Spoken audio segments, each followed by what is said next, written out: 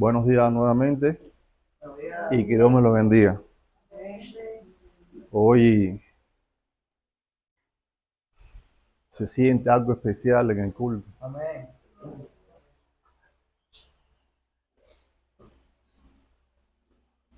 En todos los cultos se debiera sentir lo mismo, ¿no? Pero la realidad es que, producto de la naturaleza que todavía nos acompaña y que la mayoría aquí detestamos, todavía hay veces que no adoramos a Dios como se debiera, a pesar de que está en nosotros el esforzar. Pero al ver, ¿no?, el tiempo que hemos tenido antes de este momento en la mañana, se ve con claridad cómo el Espíritu Santo está obrando en la vida de cada uno de nosotros. Qué bueno es eso. Y yo le doy gracias a Dios porque a veces siento que como pastor me va a dar un infarto. Sí, hermanos. Eh, no sé usted, no sé si usted a lo mejor ha visto alguna vez unos fusiles que para poder disparar hay que meterle la bala, cargar el fusil, disparar, saca el casquillo, vuelve a meter otra bala y así. Y hay veces que las pruebas vienen así a nuestra vida, ¿no? Viene una prueba y como que tú te puedes esconder así, y cuando pasa la bala, pues sales y no te prueba más, y tú como que te escondes y te da. Pero esta semana no me tiraron con un fusil así, me tiraron con una ametralladora automática.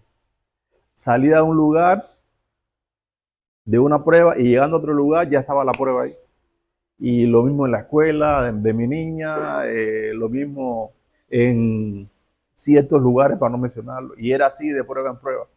Mi esposa me abre los ojos así como diciendo, no lo voy a decir. Pero hermano, le doy gracias a Dios porque eso no me pasa solamente a mí. Entonces, bueno, qué bueno saber que a ustedes también le pasa. Pero ¿saben qué? En los tiempos bíblicos también sucedió. Hoy vamos a recibir un consejo que el Espíritu Santo, a través de un hombre llamado Santiago, un siervo de Dios, en cierto tiempo le dio a la iglesia. Y resulta ser que en aquel tiempo los judíos que se habían convertido al cristianismo, sobre todo aquellos que vivían en Jerusalén, después que mataron a Esteban, pues había un hombre llamado Saulo que le cayó bien ese momento. Y Dios sabe qué odio le tengo a los cristianos. Es una cosa que los cristianos me caen mal, no lo soporto. Así que voy a pedir permiso, a ver si me dan unas cartitas para autorizarme que donde quiera que haga un cristiano, lo voy a atrapar, lo voy a llevar a prisión y si se resiste, pues lo mato. Y así empezó la persecución. Entonces la gente, los cristianos no son tontos. Jesús dijo que si te persigue una ciudad, vete para otra, y así sucesivamente. Y eso hicieron la mayoría de los cristianos que vivían en Jerusalén. Y los únicos que se quedaron ahí fueron los apóstoles para seguir predicando el evangelio. Pero a estas personas a estos hermanos que se habían esparcido por el Asia de aquel tiempo, por muchos lugares, estaban sufriendo muchísimo, estaban sufriendo mucha tribulación. Y entonces Santiago, que también era un especialista en sufrir persecución y que el Espíritu Santo le había consolado muchas veces, ahora quizás con ese consuelo que Dios le había dado, estaba ahora consolando también a los hermanos. Y eso es lo que estaremos tratando de descubrir, o más bien de tratar de recibir hoy a través de la enseñanza que hoy el Espíritu Santo nos dará en esta prédica. Así que si usted quiere tener una visión más clara de cómo enfrentar las pruebas, yo les invito que busquen su Biblia la carta de Santiago capítulo 1. Santiago capítulo 1.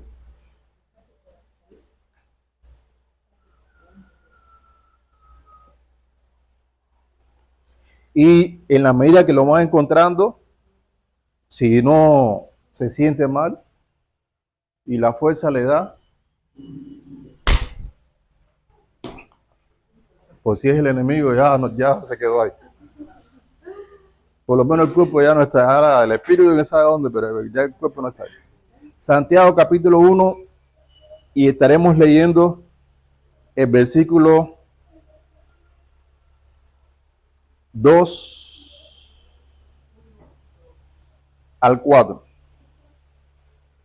Santiago capítulo 1, versículo 2 al 4.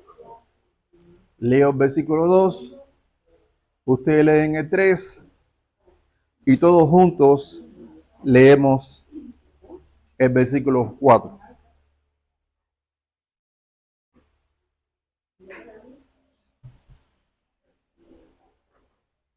Versículo 2. Ah, muy bien, ahí está. Bueno, dice la palabra del Señor. Hermanos míos, tened por sumo gozo cuando os halléis en diversas pruebas. Produce paciencia. Todos, mas tenga la paciencia su obra completa para que seáis perfectos y cabales sin que os falte cosa alguna. Oremos.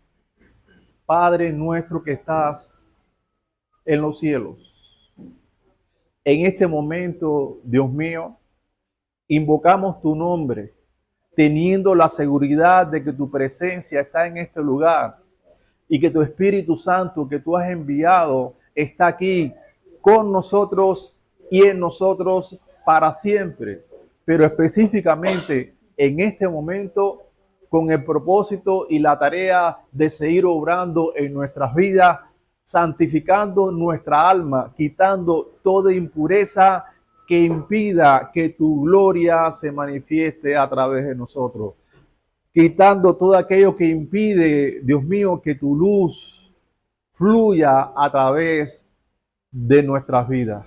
Queremos, Dios mío, no solamente testificar con nuestras palabras, también queremos testificar con nuestro comportamiento, que donde quiera que vayamos seamos sal y que la gente vea que lo que somos y que lo vivimos lo hacemos conforme a tu palabra, y de esa manera todos tengan que reconocer que tú estás en nuestra vida y que toda la gloria, Señor, sea para ti y solo para ti.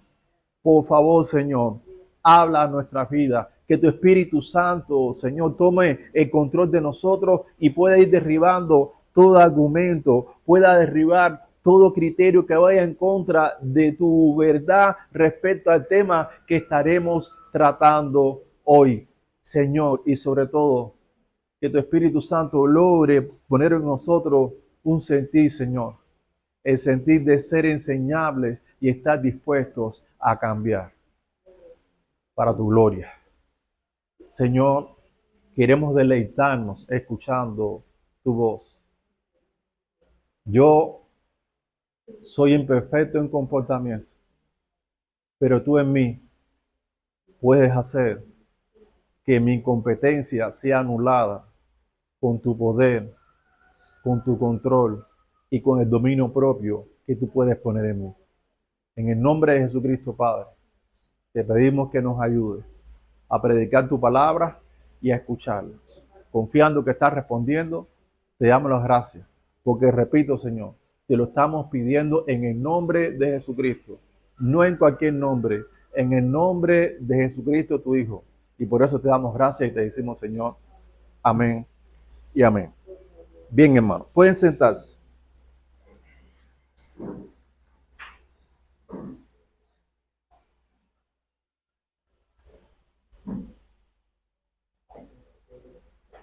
Muy bien.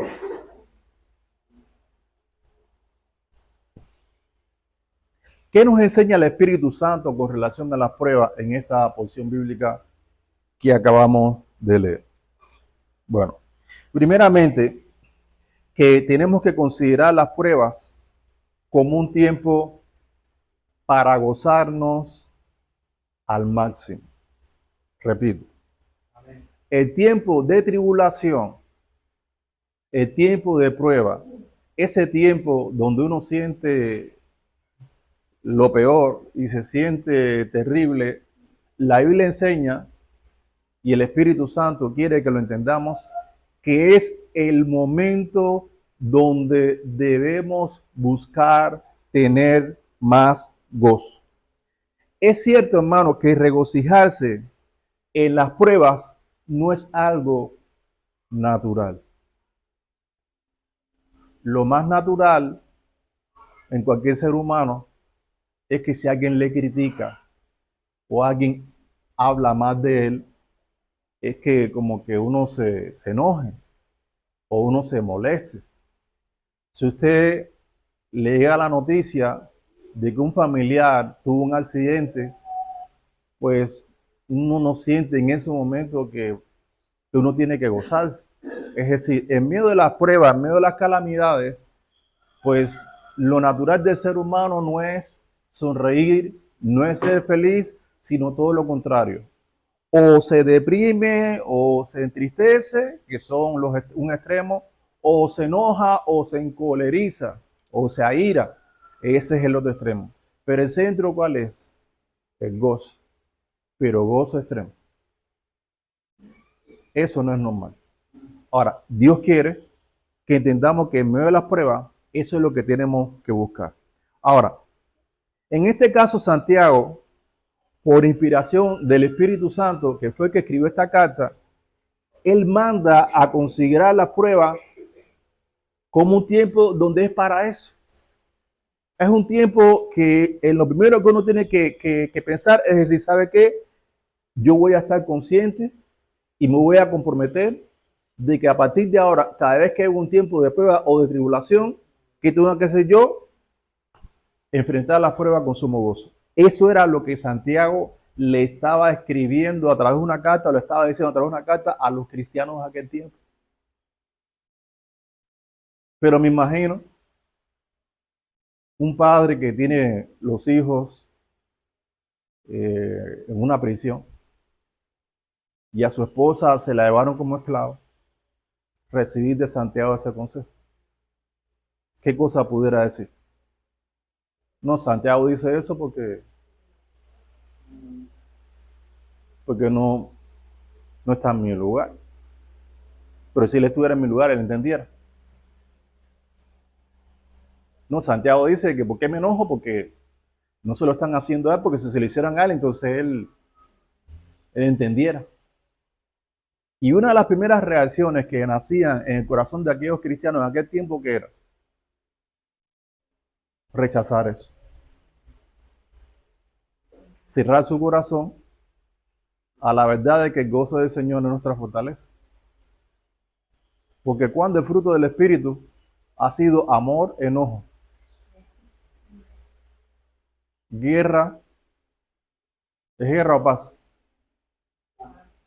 Entonces, ¿cómo puede haber paz sin gozo? No se puede. Entonces, el gozo es muy importante. Y por eso, en diferentes momentos y en muchos momentos de la iglesia primitiva, los líderes siempre decían, ¿sabe qué? Estar siempre gozoso. Bien. Ahora, no solo Santiago le daba este consejo a los discípulos que estaban en persecución. Vamos a primera de Tesalonicenses, a ver quién dijo, o que dijo alguien que nosotros conocemos y apreciamos mucho. Primera de Tesalonicenses, capítulo 5, versículo 15, dice lo siguiente. Miren qué bonito. Decía Pablo a la iglesia que se encontraba allá en la ciudad llamada Tesalónica. Mirad 5:15. Mirad que ninguno pague a otro mal por mal. Si alguien te hace mal, tú no respondas haciendo el mal. Antes, seguid siempre lo bueno, unos para con nosotros y para con todos. Primero aconseja aquí el apóstol Pablo de que si alguien te hace mal, no responda haciendo el mal, sino más bien haz siempre lo bueno. Siempre que te hagan el mal, tú tienes que hacer lo bueno. Pero si ya te hacen el mal, te hieren tu corazoncito, ¿cuántos dicen amén? ¿Quién dice amén? Bien, vamos de nuevo. Pero si te hacen el mal y te hieren tu orgullosito, ¿cuántos dicen amén? Entonces, ¿qué hieren entonces? El orgullo, la tendencia natural, ¿cuál es? Responder haciendo el mal. Pero cuando nos hieren nuestro orgullo, cuando nos maltratan, cuando nos humillan, cuando nos tratan como a un perro, la respuesta nuestra desde nuestro corazón, ¿cuál debe ser? Primeramente, gozarnos y hacer el bien. Me imagino que algunos aquí están razonando en este momento internamente, como en aquel tiempo. Sí, Tony, tú dices eso porque si tú supieras, si tú tuvieras el marido que tengo yo, si tú tuvieras la esposa que tengo yo, si tú tuvieras los hijos que tengo yo, tú te dieras cuenta que no es fácil. No, pues yo también tengo esposa y tengo hijos. Y siento lo mismo que tú. Y quisiera decirte lo mismo, pero como estoy predicando, no puedo decírtelo. Y al Señor no se lo puedo decir porque ya saben, Dios me lo está diciendo. Y imagínate, si me pongo a discutir con Dios, pues voy a perder. ¿O acaso lo que la Biblia dice no es verdad? Lo que pasa es que a veces que creemos la palabra cuando la carne no sufre. Pero cuando la carne sufre y tener que hacer lo bueno, tener que hacer la voluntad de Dios, lleva a que tengamos que humillarnos y quitar de nuestra vida el orgullo y la soberbia, entonces ahí hay el problema. Pero ahí está el consejo. Dice el versículo 16, ¿está qué? Estar siempre gozoso. Estar siempre gozoso. Creo que hay un solo versículo que es más pequeño que este, que es el que dice Jesús lloró. Entonces vamos a unirlo. Jesús lloró, está siempre gozoso, ya lloró por nosotros. Ahora nos toca a nosotros ¿qué? Gozar. ¿Por qué tenía que gozarse? Porque el gozo del Señor era su fortaleza. De la misma manera, hermano, internalicemos esto. El gozo del Señor es nuestra fortaleza. En medio de la tribulación, en medio del problema, en medio de la necesidad, en lo primero que tenemos que hacer es poner nuestra mente en organizar nuestra alma, en alinear nuestra alma, alinear nuestra alma a Dios. Y lo primero que tenemos que hacer es gozar. Ahora bien, ¿cómo me puedo gozar en que un familiar haya perdido una pierna? Porque un familiar se me haya muerto. Esas cosas, cuando pensamos en eso no trae gozo. Entonces necesitamos poner en nuestra mente un pensamiento que ponga en nuestros corazones el sentir de qué? De gozar. Por eso, otra cosa que el Espíritu Santo nos enseña en relación a las pruebas, en segundo lugar, es que tenemos que saber cuál es la importancia para el cristiano en su vida de lo que son las pruebas. Necesitamos entender la importancia de las pruebas, la importancia de las tribulaciones. Las tribulaciones son muy importantes en la vida del cristiano. Entonces, sigámonos trasladando a qué tiempo. Las pruebas para aquellos cristianos de la iglesia primitiva eran para ellos todo tipo de problemas o tribulaciones o circunstancias que afectaban su paz, su comodidad, su gozo y su felicidad, entre otras cosas. Entonces, imagínense que había un cristiano con su familia en su casa, ahí dispuesto, listo para celebrar, no sé, un cumpleaños o más bien, no sé, disfrutar de una cena y que de pronto pateen la puerta y entre Pablo con 10 soldados. Y en ese momento agarran al hombre y lo arrastran, agarran a la esposa y le hacen lo mismo, a los niños lo empujan, lo atropellan y queman la casa. Pregunto, ¿en ese momento tendrían paz? No. ¿Estarían cómodos? Porque si una cárcel hoy no es cómoda, en aquel tiempo mucho menos. Muchísimo menos. ¿Tendrían gozo? Pues hemos dicho, ¿no?, que es muy difícil. ¿Y serían felices? No. Entonces la pregunta es, ¿cómo ser feliz en una situación así? Bueno, eso le pasó a ellos.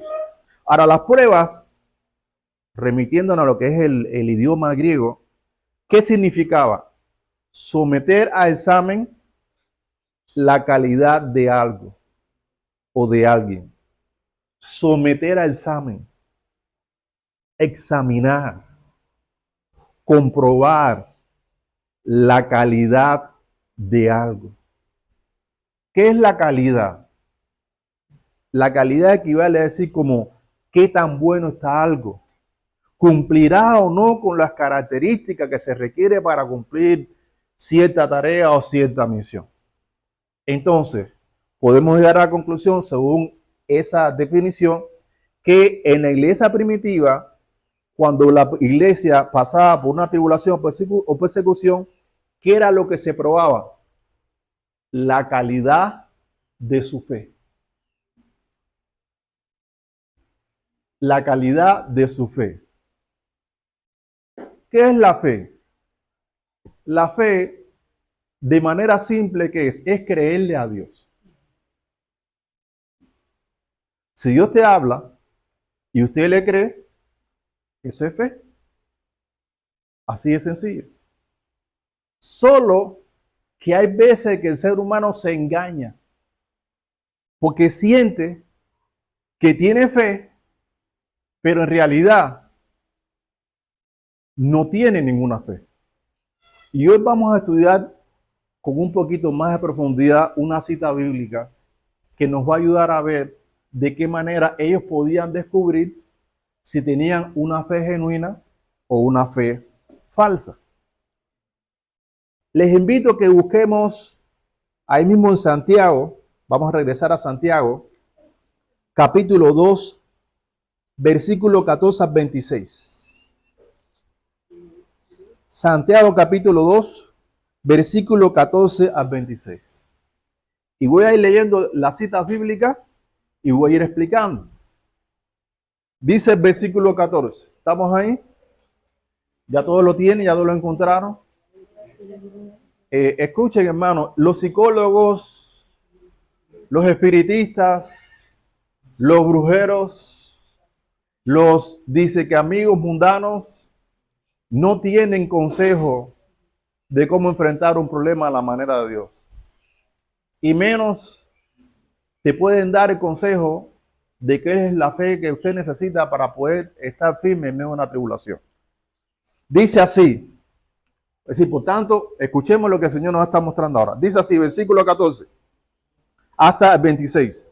Hermanos míos, ¿de qué aprovechará si alguno dice que tiene fe y no tiene obras? ¿De qué te sirve decir que tú te arrepentiste de tus pecados y que aceptaste a Cristo como tu Señor y que crees que Cristo murió en la cruz por ti y que resucitó al tercer día para que tú seas declarado justo al tú creer eso? Y entonces cuando te preguntan, ¿tú sientes que eres justo? Tú dices, pues no. Y ve acá, ¿y tú tienes pecado? Pues sí. ¿Por qué? Porque a mí me porté mal, entonces ya tengo pecado. ¿Y te arrepentiste de tu pecado? Pues no. ¿Por qué? Porque sigo pecando. ¿Y Cristo es tu Señor? Pues la verdad es que no, porque a fin de cuentas no le hago caso. Entonces, ¿por qué tú dices que tú crees, que te arrepentiste, que Cristo es tu Señor, que crees el Evangelio y que crees que Cristo resucitó entre los muertos si en tu comportamiento refleja todo lo contrario? El problema es que el ser humano se engaña a él mismo para silenciar su conciencia. Hay veces que decimos que somos una cosa, pero en realidad somos otra. ¿Cuántas veces usted ve que la gente dice, y tú le preguntas, ¿eres bueno o eres malo? Y dice, no, yo soy bueno. ¿Has mentido alguna vez? Sí. ¿Has robado alguna vez? Sí. No sé, ¿le ha faltado respeto a tus padres? Sí. ¿Y eso es ser bueno? No. ¿Y por qué dice que eres bueno? Bueno, es que yo soy bueno porque no soy como Rosy, no soy como Amada, yo soy así. No, tú no eres bueno, pero la altivez no nos deja reconocer que somos unos miserables. Somos unos servidores, es decir, no servimos para nada, necesitamos a Dios en nuestra vida. Y eso hace que aún estando en Cristo, muchos vivan engañados, sintiendo que son una cosa cuando en realidad son otra, diciendo que son fieles cuando en realidad son unos traidores. Son primo hermanos lejanos de Judas y casi hermanos o hijos, o no sé, o vicetataranietos de Adán y Eva, porque Dios le hizo una cosa y ellos hacen otra. Y en el nombre de Jesús, pues tenemos que buscar ser de manera diferente. ¿Y cómo lo vamos a lograr? Entendiendo lo que es la fe. Pero la fe sin obra no funciona. Repito, dice aquí, alguno dice que tiene fe y no tiene obras. ¿Podrá la fe salvarle? Dice a continuación, y si un hermano o una hermana están desnudos y tienen necesidad de mantenimiento de cada día, es decir, ropa y alimento, y alguno de vosotros les dice, ir en paz, calentados y saciados, pero no le dais las cosas que son necesarias para el cuerpo, ¿de qué le aprovechará? El hermano tiene hambre, usted tiene comida en su casa y le dice, ¿sabe qué? Que Dios te bendiga, en vez de darle de comer. ¿Le sirve de algo que usted le diga, ¿sabe qué? Que Dios te bendiga cuando en realidad usted puede darle a comer? Bueno, no sirve de nada. Pues dice aquí el versículo 17, que así también la fe, si no tiene de obras, es muerta en sí misma. Entonces, a la Biblia habla de qué? De la fe muerta. La fe muerta. ¿Cuál es la fe muerta? Que esto dice que cree una cosa, pero a la hora de la verdad, usted actúa diferente a lo que dice que cree. ¿Cuánta gente sabe que tienen que predicar el Evangelio?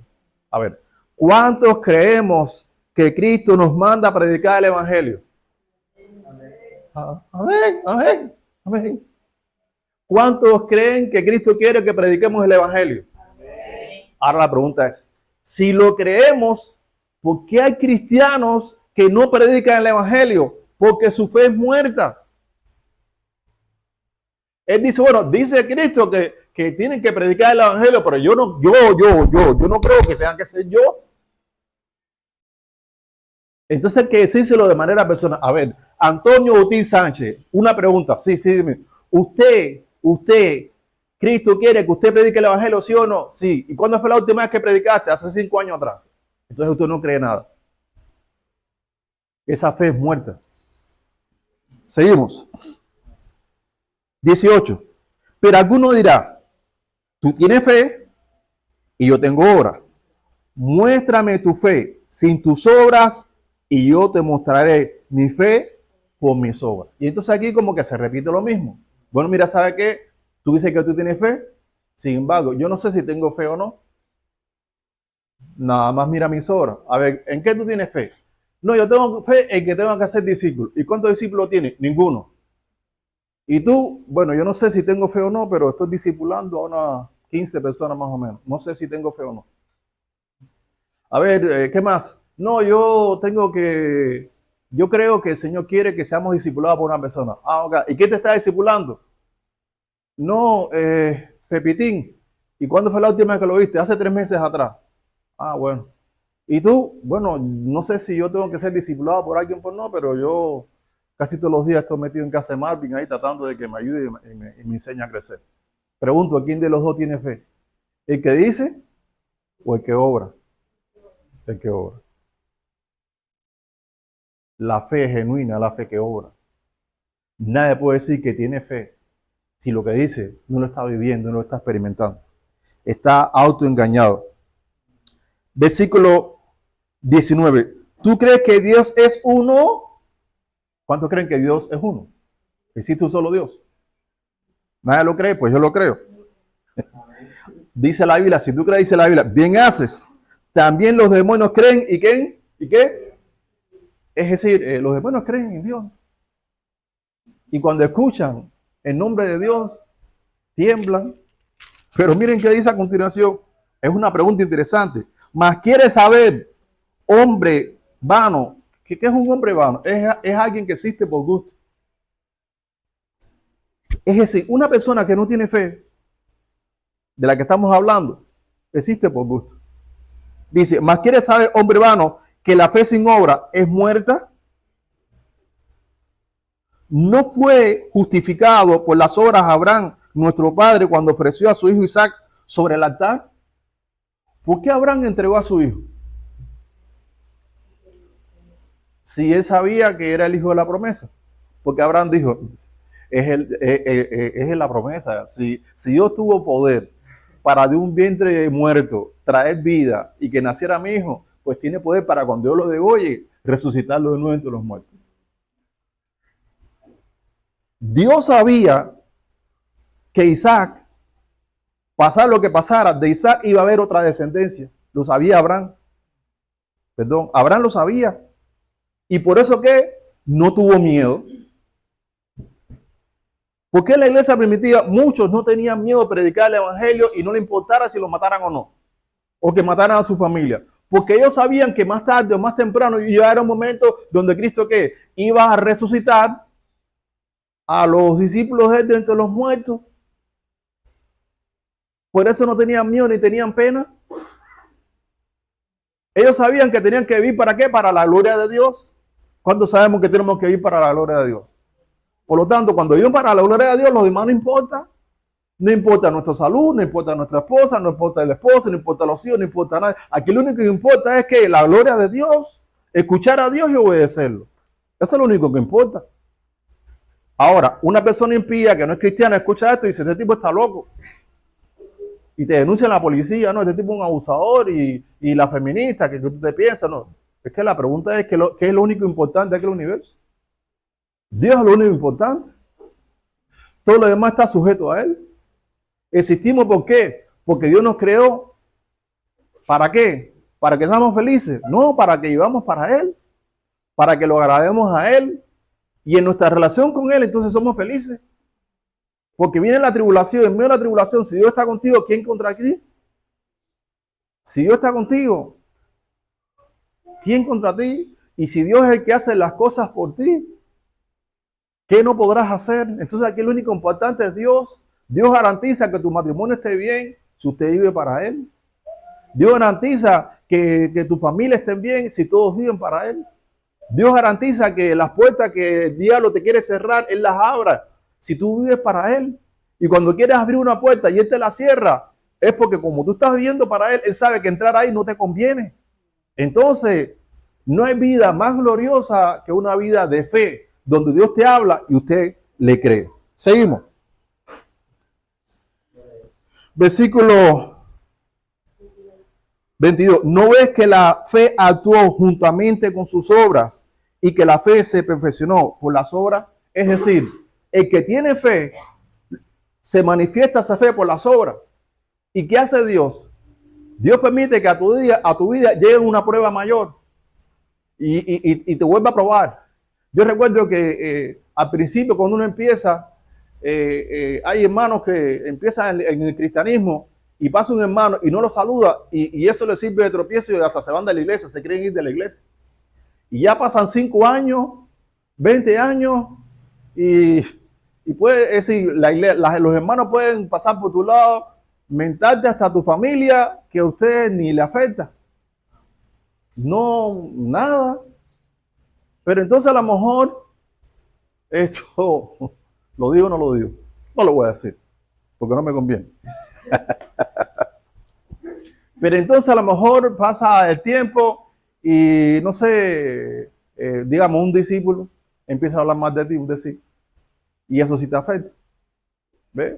O un pastor que se supone que es un pastor, tú te enteras que está hablando más de ti. Entonces, de cierta manera, ahí usted tiene que mirar al Señor y decir, Señor, ¿qué tú me has dicho? ¿Qué tengo que hacer en una situación así? ¿Qué tengo que hacer? Bueno, lo mismo que hacías con una persona que pasaba y no te saludaba. Pues pasa por alta la ofensa. Lo que antes era más fácil pasar la ofensa allá, pero ahora es más difícil. Tienes que hacerlo igual. Tienes que hacerlo. ¿Y por qué, Señor? Bueno, lo voy a adelantar, lo voy a explicar más adelante. Pero lo más importante es que entienda que tu fe está siendo probada. Versículo 23, ¿no? Y se cumplió la escritura que dice, Abraham creyó a Dios y le fue contado, ¿por qué? Por justicia. Y fue llamado amigo de Dios. Es decir, los amigos de Dios son gente de fe. Nadie puede decir que es amigo de Dios si no le cree. A ver, esposo, ¿cómo usted se siente cuando usted llega a su casa y la esposa le pregunta, ¿a dónde fuiste? Y usted le dice, no, fui aquí a casa de tal fulano. Y la esposa empieza, pero yo no te creo, no sé qué. ¿Usted se siente bien cuando su esposa no le cree? ¿Se siente mal? O esposa, ¿cómo usted se siente cuando el esposo le pregunta, ven acá, y el dinero que tenía, ¿para qué lo usaste? No lo usé para esto. Pero todo el dinero se fue ahí. ¿Cómo usted se siente cuando su esposo le dice eso? ¿Se siente bien o se siente mal cuando su esposo no le cree? Se siente mal. Pues Dios también se siente mal cuando nosotros no le creemos a Él. Pregunto, cuando usted va a predicar el evangelio, ¿qué lo hace usted? ¿O Él a través de usted? ¿Y por qué entonces tenemos pena? ¿Y por qué tenemos miedo? ¿Por qué? Porque no le creemos. No le creemos.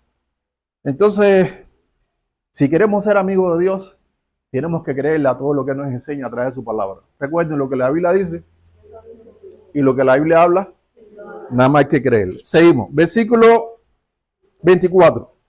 Vosotros veis pues que el hombre es justificado, ¿por qué?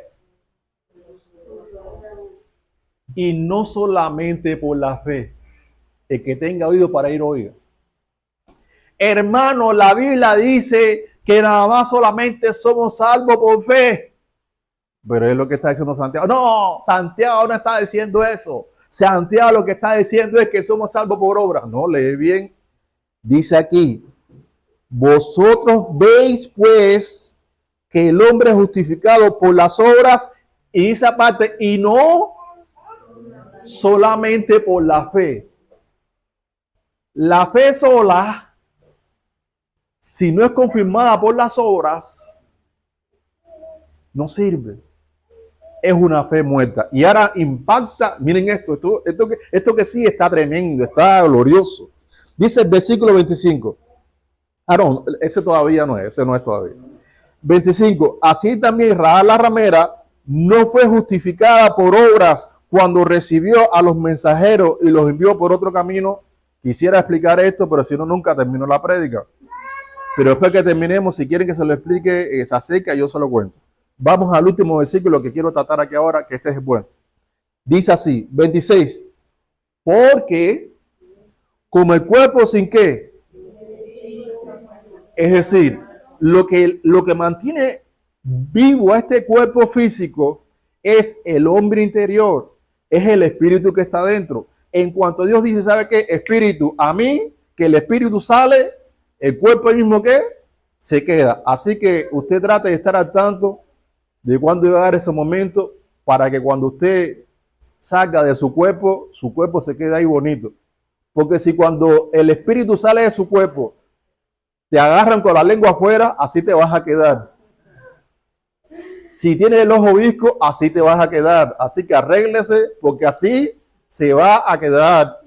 No pienses ahora que, ay, cuando sale tu mi cuerpo, ay, déjame peinarme. No, se acabó. Así te queda y así te va a caber. Así que ya usted sabe. Ahora bien dice así. Porque como el cuerpo sin espíritu está muerto, así también la fe, si no tiene obras, está muerta. Entonces, según esta ilustración, ¿cuál es el espíritu y cuál es el cuerpo en este caso? Si el cuerpo sin espíritu está muerto y la fe sin obra está muerta, entonces el espíritu de la fe son las obras. El espíritu de la fe son las obras. Si no hay obra, la fe está muerta. Si usted no predica el evangelio, su fe está muerta. Si usted no hace discípulos, su fe está muerta. Si usted los domingos no viene por lo que sea, su fe está muerta. ¿Cuántos lo creen? Y aunque no lo crea, eso no importa, porque la Biblia lo dice, y lo que dice la Biblia lo dice Dios, y yo lo creo. Hay problema con usted. ¿Cuántos están? Yo me siento como que me estoy incendiando por dentro, no sé ustedes. No es el calor, como que me siento un gozo así, una alegría. Entonces entiendo por qué la Biblia enseña de que tenemos que tener claro por qué es importante la prueba. Pero cuando viene la prueba, ¿en qué tú tienes que empezar? Oh, espérate, Dios me está probando. Dios está probando a ver cuál es la calidad de mi fe. Entonces, de todas las cosas que Dios me ha dicho, ¿qué es lo que quiere probar? Y entonces ahí va a salir a la luz si creo o no. Si alguien te ofende, te dice estúpida, perra, no sirve para nada, y tu marido es un sanganzón, en ese momento, ¿qué tiene que hacer usted? ¿Reaccionar? Porque pregunto, en ese momento, ¿qué es lo que se hiere? El orgullo. Pero la gente dice, oh, hirió mi corazón. No, el orgullo. ¡Bra! Y entonces usted así como que internamente está de pie así delante de la persona, pero por dentro está así tirado por el piso porque le dio un trastazo durísimo así. ¡Bra, bra! Y entonces usted tiene que decirse por dentro, gracias Señor, porque esto me pasa por soberbio y por orgulloso, porque todavía siento que soy importante cuando en realidad yo soy peor que un perro, sin ti no soy nada, Señor. Pero ¿sabes qué? A ver, ¿qué me enseñaste? ¿Qué fue lo que me enseñaste? Que bienaventurados los mansos, porque ellos recibirán la tierra por heredad. Ay, chao. A ver, Señor, ¿y cómo? Ya sé lo que tengo que ser en este momento, pero ¿qué tengo que manifestar? ¿Qué tengo que vivir en esta hora? ¿Qué enseñanza tengo que vivir? Acuérdate que te dije que si alguien viene y te ofende y te da una cachetada en tu corazón por amor a él, lo primero que tienes que nacer es ignorar. No a la persona, lo que te dice. Y fingir que en vez de una cachetada, que en vez de una ofensa, más bien te dio una caricia y te dijo qué lindo estás. Y cuando usted trae a su mente lo que Dios dijo que tiene que hacer en ese momento y usted lo hace, que fluye ahí la fe que se manifiesta por medio del amor. ¡Bra! Y en ese momento todo el mundo se va a quedar así. Se va a quedar así. Todos los que están mirando, que no son cristianos, se van a quedar así atónitos diciendo, ¿qué tipo más estúpido? ¿Qué come popó? Por no decir otra palabra. ¿Qué come popó? Muchachos, si a mí me ofenden así y me dan una cachetada, yo le doy, yo lo levanto. Pero lo que ellos no saben es que nuestra lucha no es contra carne ni contra sangre. Nuestra lucha es contra el demonio, el espíritu maligno que probablemente estaba detrás de esa persona. O si no era un demonio, un espíritu, era el pecado y la carne que está en él, que lo controla y viene en contra de nosotros. Pero nosotros descansamos en Dios, porque Dios sabe cómo matar a nuestros enemigos. Dios sabe cómo asesinar a nuestros enemigos. Sabe lo que hace con nuestros enemigos, cómo los mata, cómo los asesina, los convierte en nuestros amigos. Pero necesitamos hacer la parte que nos toca para que Dios haga la parte suya, que es la más difícil. ¿Cuánto he tenido la experiencia de gente que habla mal de usted, que lo critican, y de pronto un día se acerca y dice, hermano, ¿sabe qué? Perdóname, yo la verdad que... Y usted dice, gracias, Señor, ya el enemigo que tenía ya lo mataste, ahora es mi amigo. Pero si nos dejamos vencer de lo malo. Ahora, veo gente así, pensativa así, atraído así. Y yo me pregunto, ¿qué estarán pensando? Estarán pensando, Tony dice eso porque no tiene una suegra como la mía. Como la de él es así, muy, muy amorosa por eso. Pero si tuviera la suegra que tengo yo, él no pensara así, ¿eh? Claro, no estoy tirando piedras, ¿no? Por decir las moscas. Pero ¿qué estaremos pensando? Pregunto, ¿está hablando el Espíritu Santo o está hablando Tony? Porque es muy fácil verificarlo. Usted mira si lo que estoy diciendo coincide con lo que dice aquí. Entonces, si lo que estoy diciendo coincide con lo que dice aquí, entonces hay que escuchar y creer y aceptar y vivir. Si es que usted realmente quiere mantener el gozo en medio de las pruebas. Bien, entonces, hermanos, regresando al punto número 2 que estamos viendo en este día, es que tenemos que saber la importancia de las pruebas. Las pruebas es para qué? Para probar nuestra fe, que es más preciosa que el mismo oro. Ahora bien, ¿cuál es el enemigo principal que se manifestaba en la vida de estas personas, de estos cristianos? ¿Quieren conocer cuál es el enemigo principal? ¿Cuál será? el enemigo principal de los cristianos.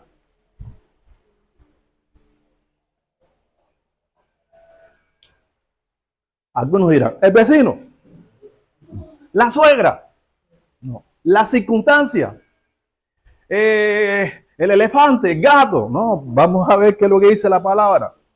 Santiago capítulo 1, versículo 13.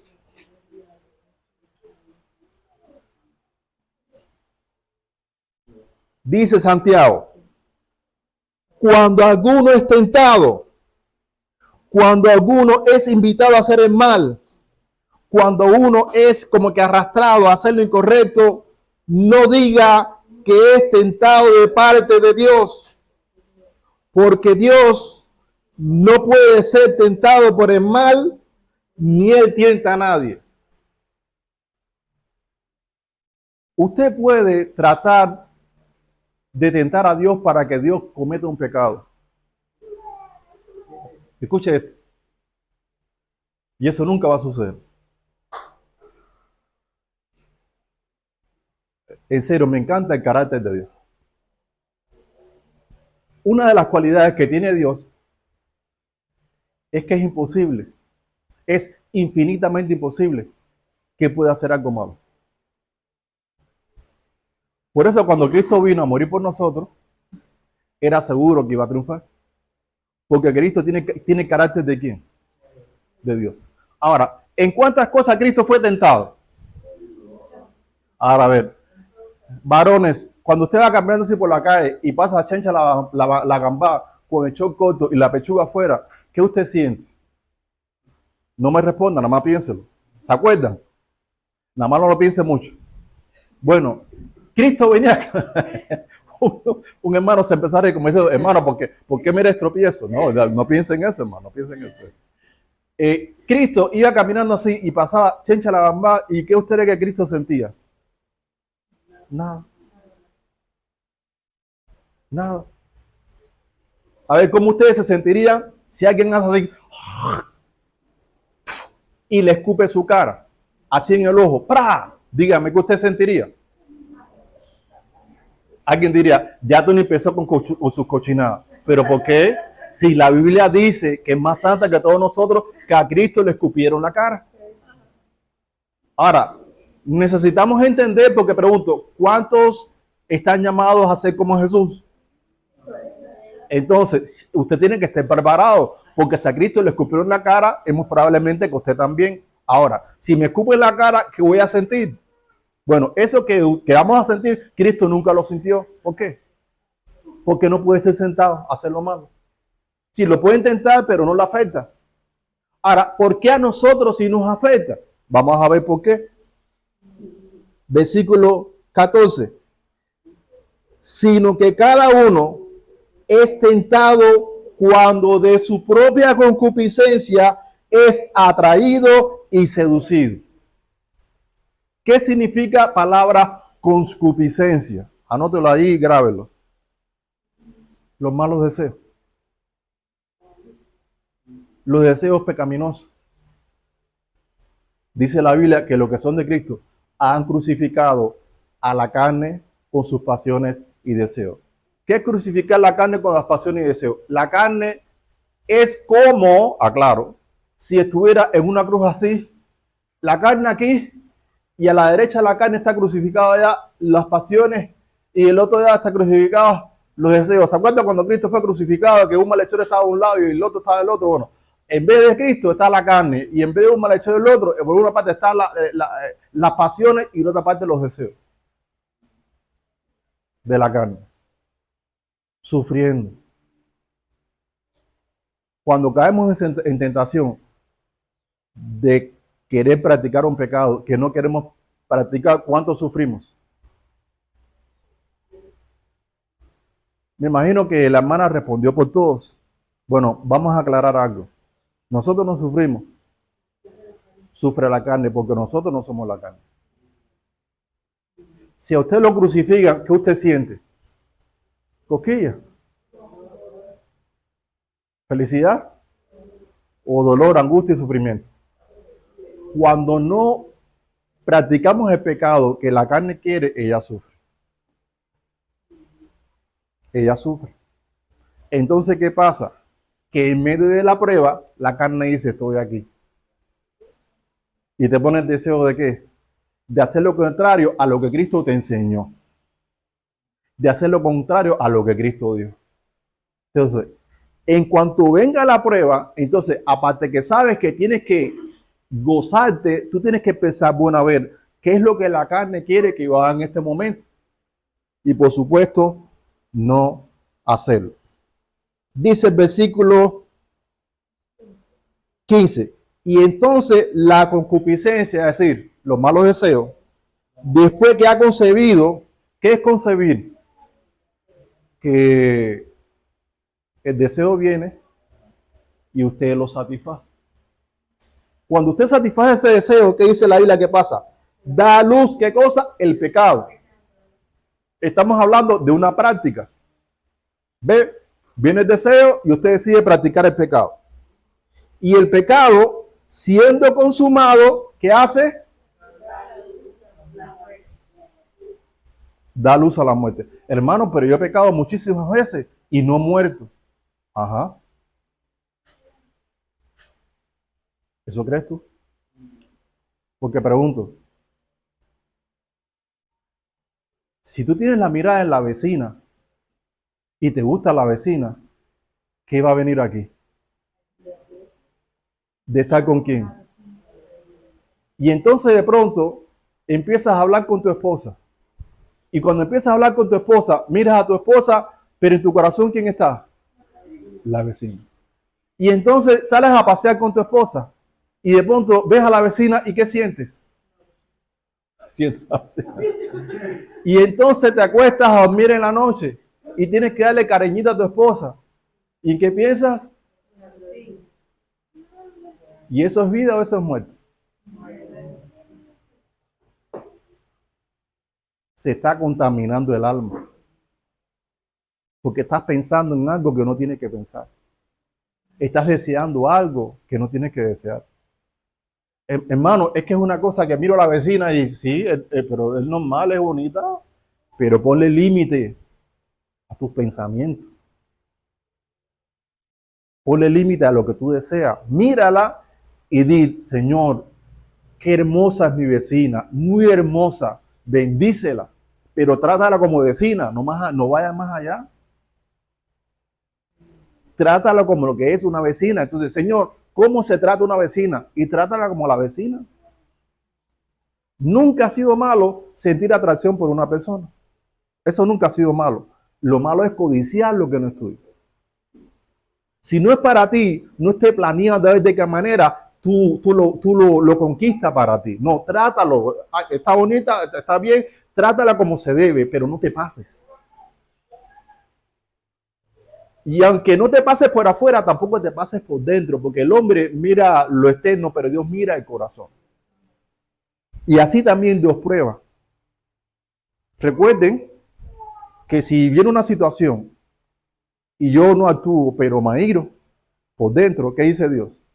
Que estoy pecando igual. Le dice la Biblia claramente, cualquiera que se aire en contra de su hermano y le diga estúpido, necio, lo que sea, el castigo que va a recibir es el que se recibe en la ley. ¿Por qué? Por asesinar a una persona. Seguimos. ¿En qué versículo estamos? Ajá.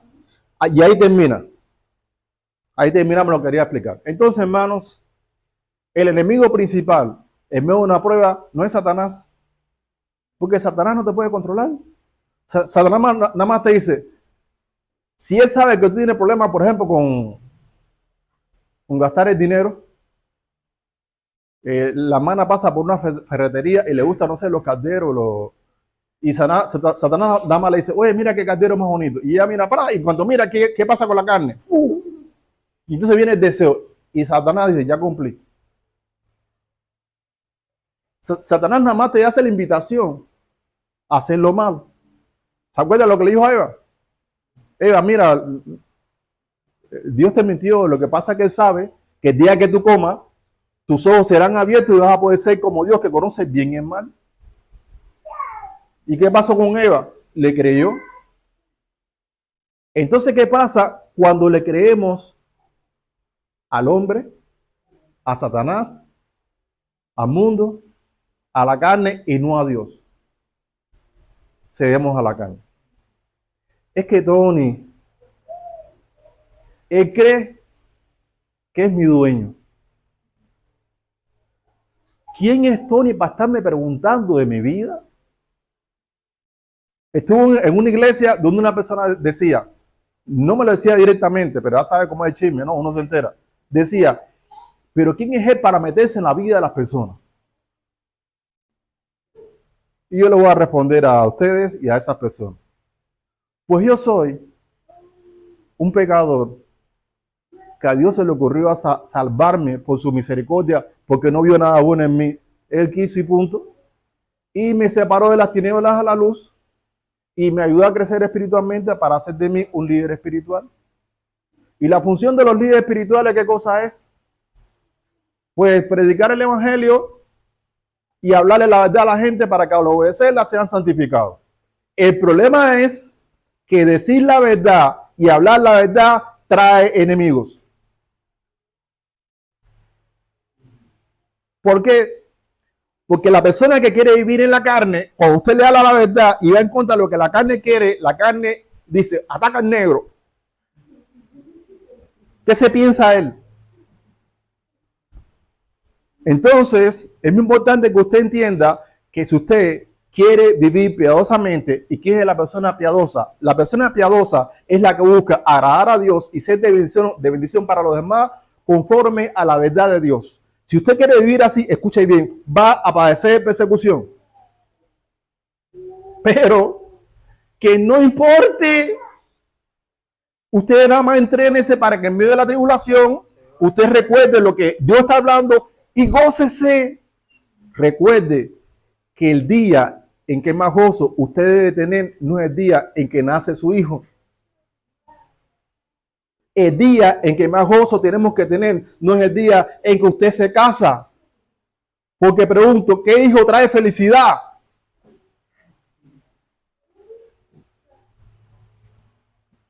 Es agradable tener un hijo, pero cuando llega la madrugada, ¿eso te hace feliz? Cuando usted lo baña, le quita los pañales, lo baña, lo pone así, y después tú te sientes, y la peste de nuevo, ¿eso te hace feliz? Cuando te llaman a la escuela porque su hijo no se porta bien o le rompió el cristal al vecino, ¿eso te hace feliz? No. ¿Y casarte te hace feliz? Eso no hay que explicarlo mucho. Eso solamente lo entienden los casados. El que no es casado quiere casarse. Y uno lo mira y dice, muchacho, hazle caso a Pablo. Pablo decía que mejor estarse solo porque el matrimonio trae aflicción. El matrimonio nunca ha sido para que seamos felices. El matrimonio es para cumplir con responsabilidad. Si cumplir con la responsabilidad es lo que se hace feliz, vas a ser muy feliz en el matrimonio. Pero si te casas en matrimonio para recibir, prepárate para sufrir. Porque tu pareja no está capacitada para darte lo que tú realmente necesitas. Eso solamente lo puede hacer Dios. Y el día en que tu pareja no te dé lo que tú necesitas, vas a ser infeliz y te vas a sentir la persona más infeliz del mundo y vas a decir, Señor, me casé mal. Y mentira, te casaste bien. Lo que pasa es que esa persona es la que Dios va a usar para darte cuenta lo miserable, lo pecador, lo sinvergüenza, lo todo que tú eres. Y con la ayuda de Dios te va a enseñar a cómo vivir de tal manera que entonces cuando salgas a la calle, muchachos, si soportas a tu esposa, vas a poder soportarla con quiera. Lo digo porque mi esposa ha crecido mucho conmigo, ¿no? Porque yo he portado mal, entonces mi esposa, ella le puede dar el testimonio. Entonces, hermano, nada de esto hace feliz.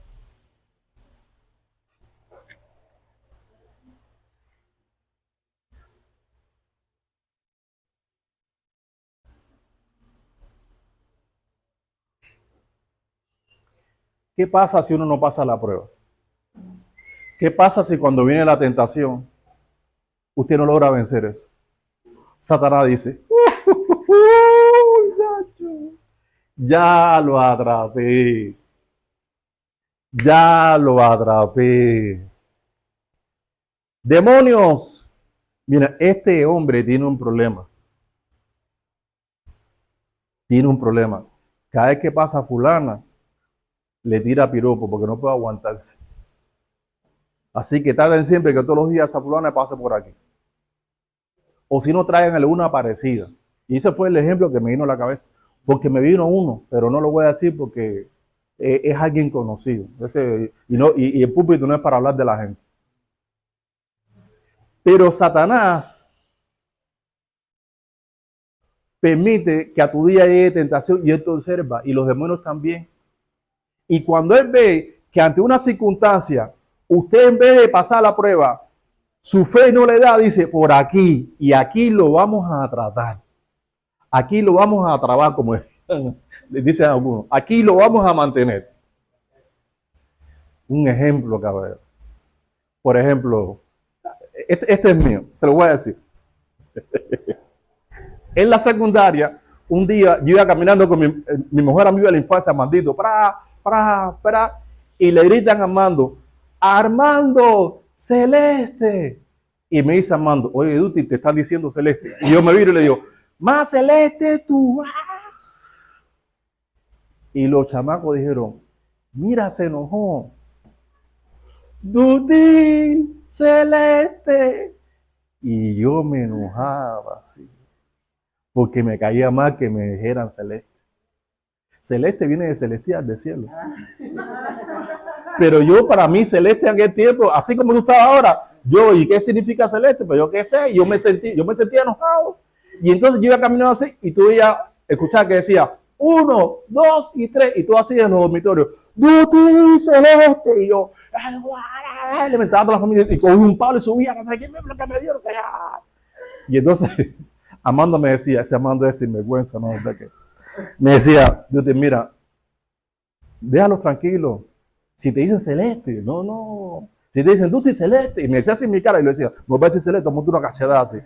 Y así, y pregunto, ¿por qué me decían Celeste? Porque vieron mi debilidad. Ellos no me lo dijeron a mí, se lo dijeron a Armando. Y yo no me di cuenta. Armando me dijo, te está diciendo Celeste, y yo me lo agarré para mí. Y al ellos ver, pero entonces sí, entonces vamos contigo. Así hacen los demonios. Los demonios te lanzan una tentación. Y si tú caes, dice, lo atrapamos. Arriba Celeste, y tú pecas. Y arriba Celeste, y tú pecas. No. En cuanto venga la tentación, si por alguna casualidad usted cae, venga a Dios y pregúntele, Señor, ¿por qué caí? Y Dios te va a dar la palabra, Dios te va a dar la enseñanza, Dios te va a dar el poder, el amor y el dominio propio que usted necesita para salirse de ahí. Solamente renuncia a satisfacer el deseo o la concupiscencia de su carne. Porque si no lo hace, entonces cada día usted va a estar más atado a ese pecado. Y más atado, y más atado, y más atado, hasta que ese deseo se convierte en una pasión. Y casi usted siente que es imposible salir de ahí. Y nada más tiene que rendirse y humillarse delante de Dios para Dios sacarlo. Hay un pasaje donde dice que el siervo del Señor no debe ser contencioso, sino amable para con todos y apto para enseñar, dispuesto a sufrir el ataque de la gente cuando tú le estás ministrando. ¿Por qué? Porque a lo mejor cuando tú le estás exhortando, le estás hablando, a lo mejor Dios le puede conceder a esa persona que escape del lazo del diablo en que están cautivos a voluntad de él. Pregunto, ¿a qué edad un joven debe tener novia? ¿Un menor de edad debe tener novia? ¿Para qué? Pero Satanás viene. Mandril quiere contigo. ¿Qué mandril, fulanito? Ay, mandril. Ese mandril. ¿Verdad que quiere conmigo? Sí. Y ya te enganchaste. Y entonces mandril te manda una carta cuando te conocí. No pensaba conocerte. Y ahora que te conozco, no puedo ir sin verte. Y con esta palabra te digo, ¿tú quieres estar conmigo? Y entonces dice Josefa, ay, mandril, del cielo cae un pañuelo que en cada punta decía, te quiero. Y así se la llevan. Y entonces su alma se liga. Y entonces, ¿qué pasa? Como él está allá y ella está aquí, y no pueden, la carne, ¿qué hace? Le aumenta el deseo. Y empieza a crecer el deseo. Y entonces, se acerca y se da la manito. Muchachos, cuando se da la manito, sienten como que el cielo se abre, las estrellas corren. Pero después llega un momento en que darse la mano como que no. Entonces, ¿sabe qué? Mejor vamos a pasarle el brazo. Y cuando se pasa el brazo, pero llega un momento que eso ya no, hasta que un momento necesitan darse el besito de piquito. Pero llega un momento que ni siquiera morderse los dientes lo suficiente.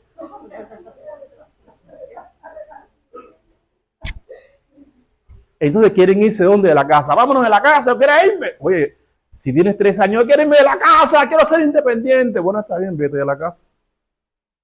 Y se va de la casa. Pasa 1 mes, 2 meses, 3 meses, y a los 3 meses que, mamá, quiero regresar a mi casa. Pero tú no querías irte. Sí, el problema es que la carne te pone, vete de la casa para ser independiente. Y ahora que están juntos, que ya pueden casarse y ser felices, ahora la carne que le pone, divórciense. ¿Qué te pone la cara? Divórciate. Y búscate otro. Y entonces ves el vecino, es que este no me sirve, este no me quiere, no sé, y me voy con el vecino. Ve, y te vas con el vecino y lo mismo. Porque nada externo en este mundo trae felicidad. Nada externo trae felicidad. Miriam, ¿yo te puedo hacer feliz? Rosy, ¿yo te puedo hacer feliz? No, yo no hago feliz a nadie. Si usted espera que yo como pastor nunca le falle, cometa un error, prepare su corazón, porque va a haber el momento en que yo lo voy a fallar porque no soy perfecto. Yo me esfuerzo en no hacerlo, pero va a haber un día donde lo voy a hacer. Cuando lo haga, entienda que yo no puedo hacerlo feliz. Usted ponga su mirada en Dios, ore por mí, para que Dios me ayude a mantenerme fiel a la iglesia. Pero nadie aquí puede hacer feliz a nadie. Las cosas externas solo traen responsabilidades. ¿A quién le gusta tener muchas responsabilidades? Pues si usted quiere tener un carro, un refri, una casa grande, piscina, un helicóptero, todo eso te da responsabilidad, así que mejor quédese con lo que tiene y disfrute lo que tiene.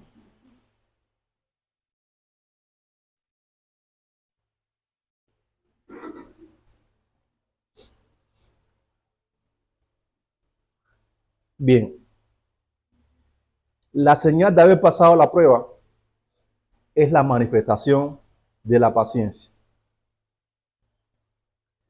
La paciencia podemos traducirla como resistencia o perseverancia. ¿Qué es la resistencia? No sé si alguna vez usted ha corrido. Yo tuve una vez la oportunidad de correr 21 kilómetros. Cuando terminé los 21 kilómetros, me dije, jamás en mi vida vuelvo a correr 21 kilómetros. Usted no ha visto esa gente que no corren, los marchistas, que no corren, que caminan. Hasta los marchistas me ganaron. Es terrible correr 21 kilómetros. En la vida cristiana, la distancia en la que tenemos que correr en la fe es mucho más larga. Es una carrera de resistencia. Hay hermanos que usted lo ve, no, porque hermano, hay que leer la Biblia, vamos a orar. Y usted lo ve, y usted lo mira y dice, está en el primer amor. Ánimo, hermano, siga así. Pero los hermanos piensan que el cristianismo es velocidad. Y quieren venir a todos los cultos, empiezan a quieren cambiar el mundo, en vez de cambiarse ellos, hasta que de pronto un día Dios le empieza a mostrar las áreas en su vida donde él, en su propia fuerza, no puede crecer. Y las piernas espirituales no le dan. Y se cae. En la maratón que le dije que corrí, hermano, si ustedes vieron cuando salimos, eran como 3,000 personas. Entre niños, ancianos, había de todo, ¿verdad? Hasta gente que paralíticos, de todo. Y cuando dijeron, que dieron el disparo, yo quisiera que usted viera cómo la gente salieron. Así, y yo decía, bueno, pero están locos, ¿qué? Si apenas están saliendo y le faltan 20 kilómetros y lo que falta para el 21. Usted veía cómo chocábamos unos con otros en los primeros 20 metros. En el primer kilómetro ya como que estaba más. En el kilómetro 13, ¿cuántos ustedes creen que había a mi lado? Uno adelante, uno por allá, todos se quedaron. ¿Saben qué así ya pasa en la vida cristiana? Cuando yo empecé el evangelio en la iglesia, en la primera clase que yo recibí en el grupo eran como como 15 alumnos, entre 15 y 21 alumnos que estábamos ahí. Pregúntense hoy, de esos 21, ¿cuántos siguen el Evangelio? Por misericordia voy a mencionar 3. Aclaro, no piense que yo sigo aquí porque soy el supertone. No, Dios sabe que es por su gracia y por su misericordia. Pero la mayoría de los que empezaron el año que yo empecé, que probablemente eran más de 100, si hay 10, son muchos. Porque no le dieron las piernas espirituales. No le alcanzó la fe. Decían que habían creído, decían que habrían aceptado al Señor, pero era mentira. Porque el primer paso ante creer el Evangelio que uno tiene que dar es convertirse genuinamente a Jesús. Que en tu corazón estés dispuesto a hacer la voluntad de Jesús, aunque te cueste la vida de las personas que más tú amas. Si usted no está dispuesto a servirle a Jesús, corriendo el riesgo de perderlo todo, no eres digno, ni yo soy digno de ser llamado discípulo de Jesucristo. La persona que no esté dispuesta a pagar ese precio por Jesús, lo más probable es que sea hijo de Judas. Los hijos de Judas eran personas que seguían a Jesús por los panes y por los peces, pero nunca por lo que él era. El Rey de Reyes y Señor de Señores, el Hijo de Dios. Si desde que empezamos el Evangelio eso no está, entonces pregunto, si no estoy convencido al Señor, ¿de qué me sirve decir que creo en el Evangelio? Si yo creo que Cristo murió por mí y que resucitó para que yo sea justo, aunque yo no ame a Jesús. No, así no funciona. Nadie puede venir a Jesús a no ser que el Padre lo traiga. Y el Padre lo va a traer para que se ponga ahí a los pies de Jesús y el Señor Jesús, lo que tú me digas, lo voy a hacer. Qué bueno que no somos perfectos por comportamiento, porque la carne todavía está operando, es verdad. Pero para eso Dios nos manda el Espíritu Santo, para que nos consuele y nos da el poder, nos da el amor y nos ayuda para que podamos ir adelante. Entonces, la manifestación de la paciencia, esa resistencia y esa perseverancia en el Evangelio y en lo que Dios nos dice, va a demostrar de que pasamos la prueba.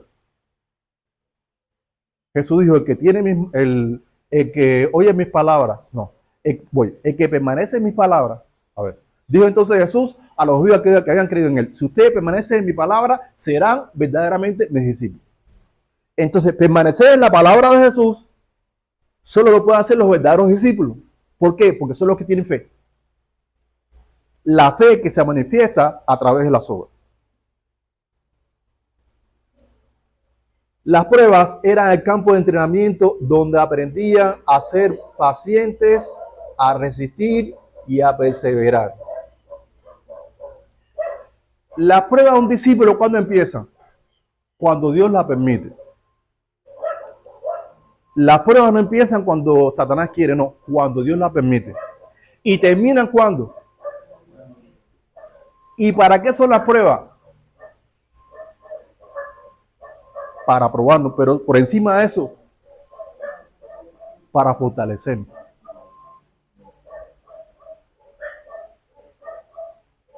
Para fortalecernos.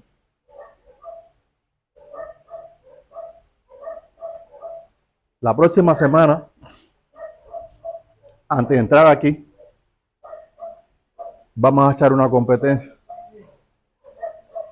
El que llegue en primer lugar le va a dar 1,000 pesos. Diría Marvin, yo por 1,000 pesos yo no corro. Está bien, 1,000,000. ¿Qué haríamos todos? Muchachos, nada más falta la musiquita esa de que pone tan, y en la semana usted se pone a hacer ejercicio, ¿no? ¿Qué? ¿Y por qué haríamos ejercicio? Porque queremos ganar la carrera. Para eso es la prueba. De la misma manera, Dios permite que a nuestra vida lleguen tribulaciones para que en medio de la tribulación, ¿qué hagamos nosotros? Resistamos y logremos ¿qué? Salir victoriosos de la tentación. Y Dios dice, ¿ya resististe? Pues vamos, una prueba mayor. ¡Pra! Y tú resiste. Entonces, mientras más grande la prueba, más resistencia. más tiempo de perseverancia y más gloria para Dios. Para eso son las pruebas.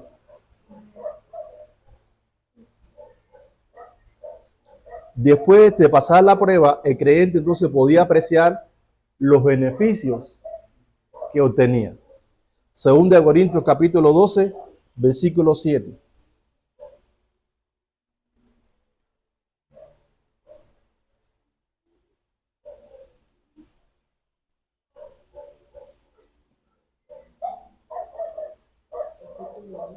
Segunda de Corintios, versículo 12, versículo 7.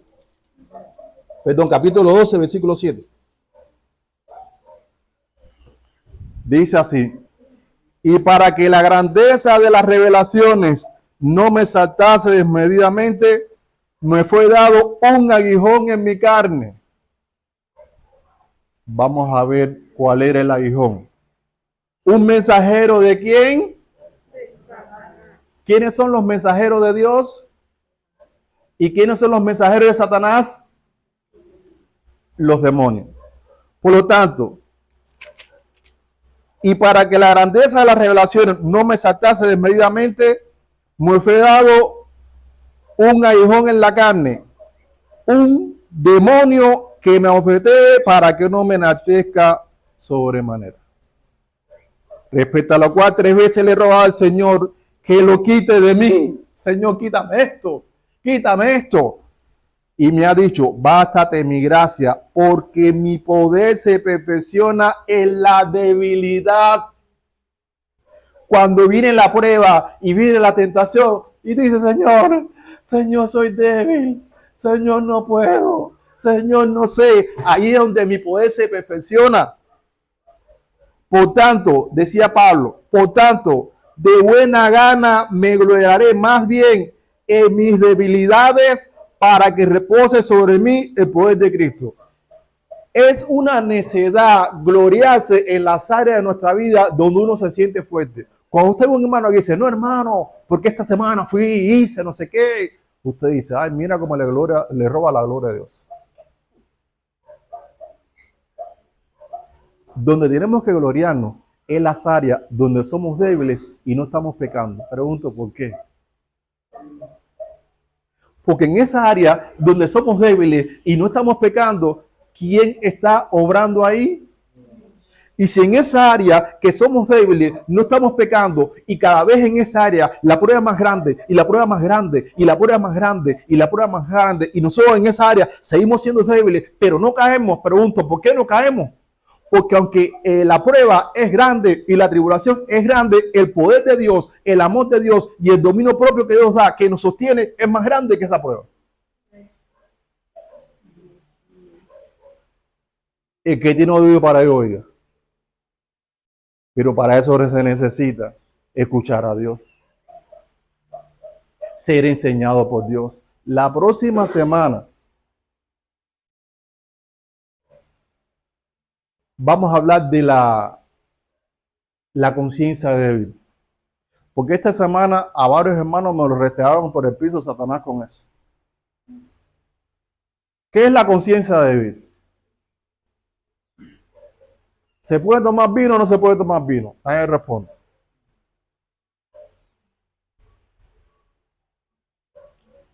¿Se puede desmar o no se puede desmar? Nadie responde. ¿Se puede cortar el cabello o no se puede cortar el cabello? Nadie me responda.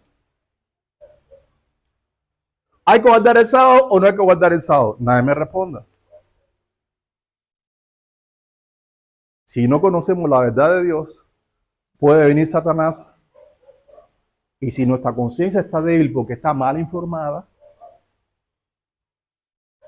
lo más probable es que estemos en una iglesia que camina en libertad, pero usted, como tiene su conciencia débil, siente que está pecando.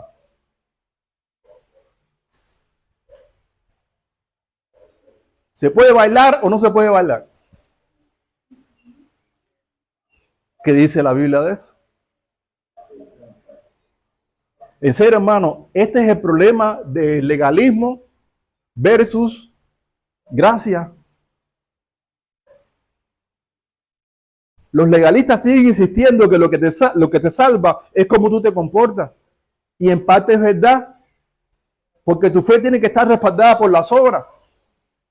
Pero hay cosas que no tenemos por qué hacerlas en la gracia. Y a libertad nos llamó Dios. Pero hay legalistas que ponen como mandamiento de Dios cosas que nunca Cristo ni Dios mandó. Entonces, ¿qué pasa? Que hay gente que no le gusta leer la Biblia, no le gusta estudiar, no viene al culto, no aprende, comete una falta y cuando vienen los hijos de, mejor me callo, y te dicen algo, usted siente que se va para el infierno. Y yo pasé por ahí cuando comencé la vida cristiana. Me acerqué a una testigo de Jehová y le empecé a predicar y me dijo, sí, pero tú no estás entre los 144,000.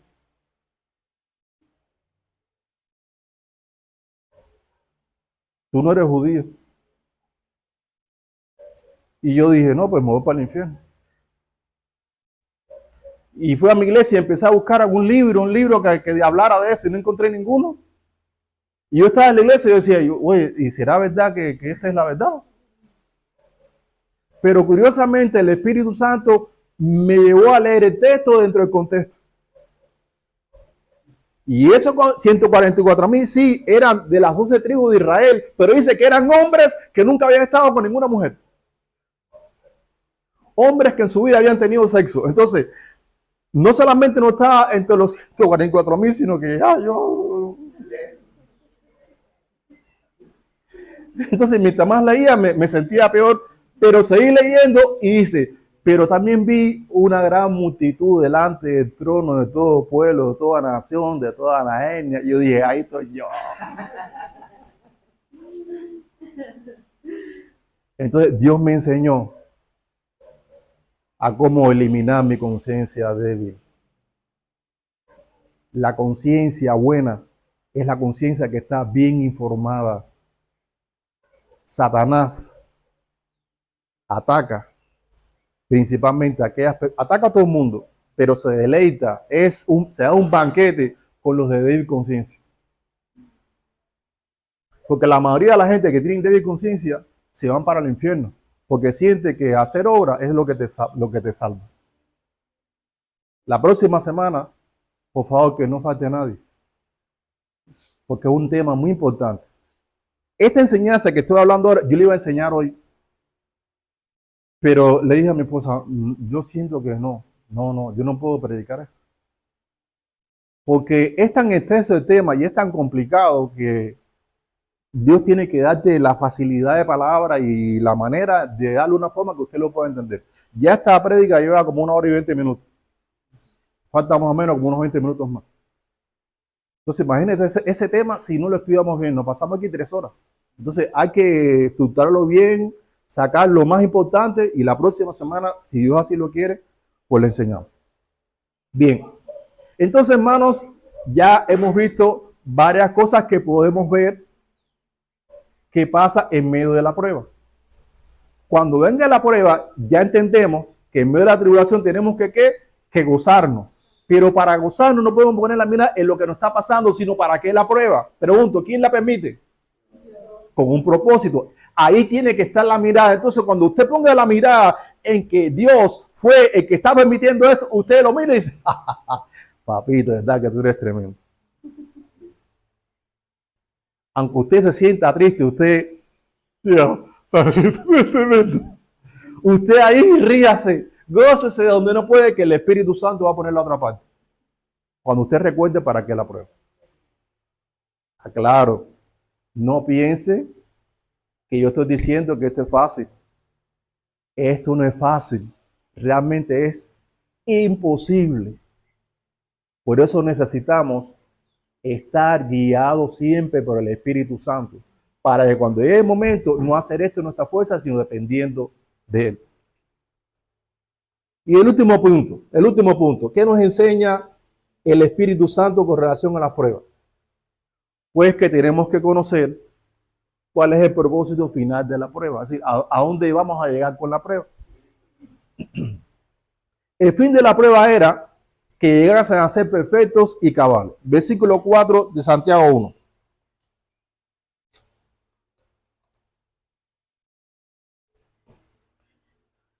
En Santiago 1:3 dice, sabiendo que la prueba de vuestra fe produce ¿qué? Paciencia.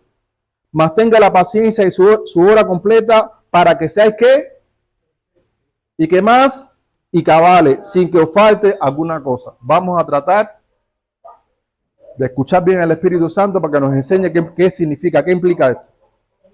El fin de la prueba era que llegasen a ser perfectos y cabales. Y vamos a ver qué significa cada una de estas cosas. Primeramente, ser perfecto no era vivir sin pecar nunca. Cualquier persona que trate de vivir sin pecar, hay que felicitarla, porque así tenemos que vivir. Tenemos que vivir de tal manera que digamos, Señor, quiero vivir hoy como lo harías tú si estuvieras en mi lugar, sin pecar. Así tenemos que vivir. Aunque al final, por nuestra falta de conocimiento o falta de crecimiento, no podamos vivir como Jesús. Pero en ese esfuerzo, el Espíritu Santo nos ayuda y poco a poco va desarrollando el carácter de Cristo en cada uno de nosotros. Por lo tanto, ser perfecto, ¿qué es lo que realmente es? Es alcanzar cierta madurez. Gálatas 4:19. Gálatas 4:19 dice lo siguiente.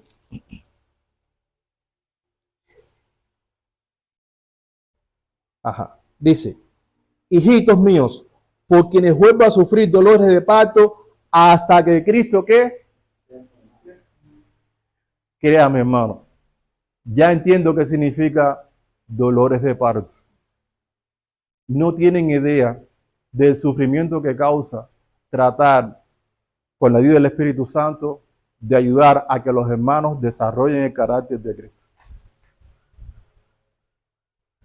Hermanas, sé lo que van a decir. Tony, cálmate. Tú no tienes ni idea de lo que es un parto y usted no tiene ni idea de lo que es estar trabajando con una persona para que llegue a ser un verdadero discípulo de Jesús. Así que estamos empatados. Porque no es un discípulo. No son dos. Es una iglesia.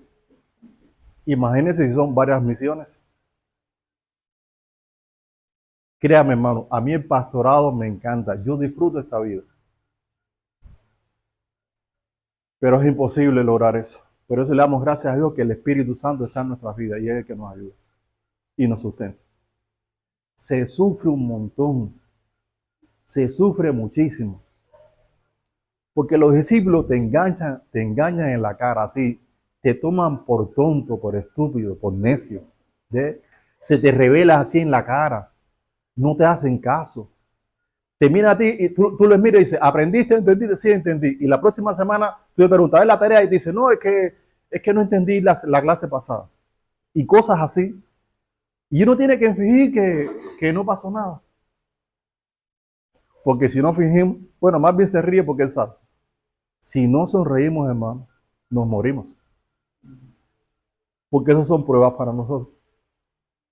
Y siempre recordando que también nosotros fuimos así. Así que por eso algunos quizás dicen, ¿sabe qué? Yo no quiero ser discípulo porque no quiero tener dolores de parto. Pues si no quieres tener dolores de parto, entonces no puedes ser llamado discípulo de Jesucristo. Porque uno de los llamados de Jesús es que usted haga discípulo. Así que váyase preparando para el dolor. No sea como mi niña. Mi niña dice, yo no quiero casarme. Yo no me voy a casar nunca. Ahí está. Ella no quiere. Y es válido. Pero si estamos llamados tú a ser discípulos. No hay opción. Todos sí estamos llamados a ser discípulos. Estamos autorizados, podemos escoger casarnos o no. Pero a ser discípulos, sí estamos llamados todos. Si alguno no entiende eso, venga. Y nos sentamos con Marvin y con hermanos que tengan crecimiento y razonamos a ver si es verdad o no. Aparte de ser perfecto, que es alcanzar cierta madurez, también tenemos que ser cabales. ¿Qué significa ser cabal? Es ser íntegro, estar completo y acabado. ¿Qué es integridad? Integridad es que no te falte nada. Por ejemplo, si yo le doy a guardar un pastel, si usted me da un pastel a guardar y yo le muerdo una esquinita, le devolví el pastel íntegro, le falta un cachito. Cuando usted mira el Sermón del Monte, en la bienaventuranza, cada cita bíblica de la bienaventuranza trae ciertos atributos o cualidades que cada discípulo tiene que desarrollar, que va desde la humildad hasta la disposición de gozarse en medio de ¿qué? De las pruebas y las tribulaciones. Si un discípulo dice, ¿sabe qué? Yo quiero ser pobre en espíritu, pero no quiero ser manso, ¿será íntegro? No. Yo quiero ser manso, pero ¿por qué tengo que ser misericordioso? ¿Será íntegro? No. Yo quiero conocer a Dios, pero no quiero tener un corazón limpio. ¿Podrá ser íntegro? No. Entonces, tenemos que desarrollar todas las cualidades que la Biblia revela que nosotros como hijos de Dios tenemos que tener. Ahora, no basta con tener todas las cualidades, sino que esas cualidades tenemos que desarrollarlas hasta cierto nivel. Si todos los que estamos aquí somos realmente cristianos, todos somos mansos. Aunque sea un poquitito así. Pero ¿qué tan mansos somos hasta el punto de que ya estamos siendo discípulos en respuesta a no rebelarnos contra Dios? ¿Qué tan mansos somos hasta el punto de que cuando el Señor nos dice, predícale a aquel, usted por encima de lo que siente, usted va y le predica porque usted no quiere ser rebelde a Dios, porque usted es manso?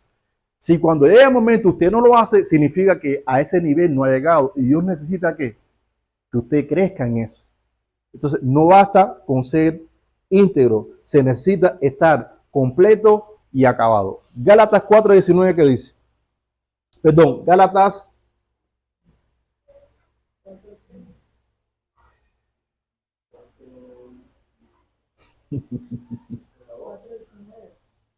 perdón.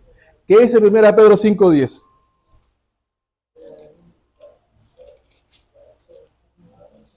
Primera de Pedro capítulo 5, versículo 10.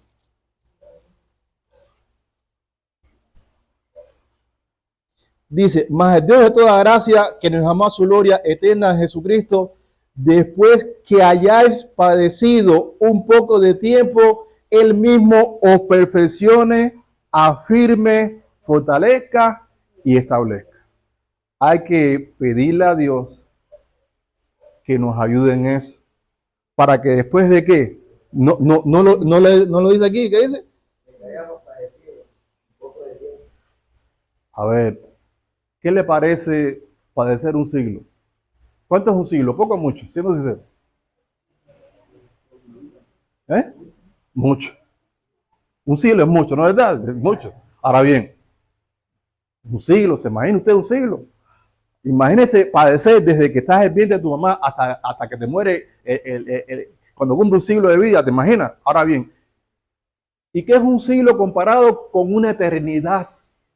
A ver, ¿qué es una eternidad? ¿Cuántos siglos son? Es infinito. Entonces, hermano, lo que vamos a sufrir en esta, escuchen bien, lo que vamos a sufrir en esta tierra por Cristo, por hablar la verdad, por un tiempo, ese tiempo es nada comparado con una eternidad.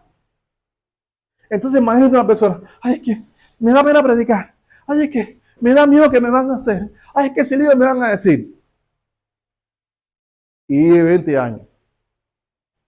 Si esa persona nunca fue mansa a Cristo y siempre fue rebelde, ¿a dónde va? Pero dice, no, pero hermano, pero ¿por qué estoy en el infierno si yo tengo fe?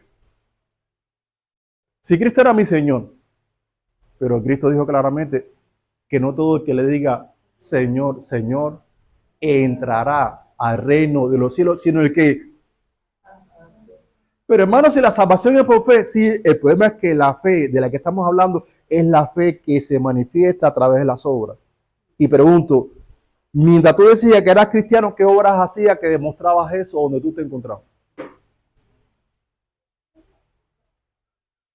¿Cuántas veces escuchaste hablar acerca de que Pablo dijo, no fui rebelde a la visión celestial? Y esa visión fue llevada a tu iglesia con la intención de que tú aprendieras a abrirle los ojos a la gente para que conocieran su condición espiritual y su destino. Y que una vez que viera eso, usted le invitara a convertirse de las tinieblas a la luz, de la potestad de Satanás a la potestad de Dios. Y entonces, al creer el evangelio, ¿qué pasara con él? Recibiera por la fe en Jesucristo el perdón de pecado y herencia entre los santificados. Y que entonces usted iba a ser usado por Dios, ¿para qué? Para mediante el discipulado, enseñarle la verdad, que iba a trabajar en su alma, santificándola cuando esa persona obedecía a la verdad, y así poco a poco, hasta que al final esa persona pudiera hacer lo mismo con otro. ¿Cuántas veces Dios te dijo eso? No muchas veces. Y dime, ¿cuándo lo viviste? Pues nunca. Entonces, ¿dónde estaba tu fe? Y no estoy enojado. Nada más es la emoción. ¿Dónde estaba tu fe?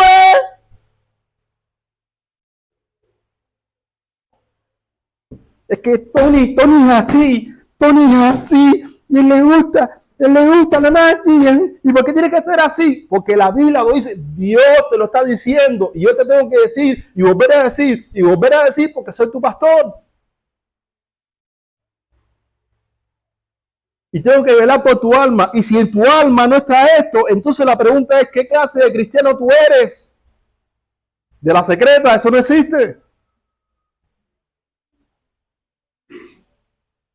Y la gente que no se dedica a esto son los más criticones. Se pasan la vida criticando lo que se hace en la iglesia y hablando de lo que hacen los demás. Critican menos a la gente y concéntrate más en lo que Dios quiere que tú vivas. Y vas a ver que no es fácil. Sácate el poste de luz que tienen tus ojos y el polvillo que tiene el vecino, déjaselo tranquilo. Y crezcamos juntos como iglesia.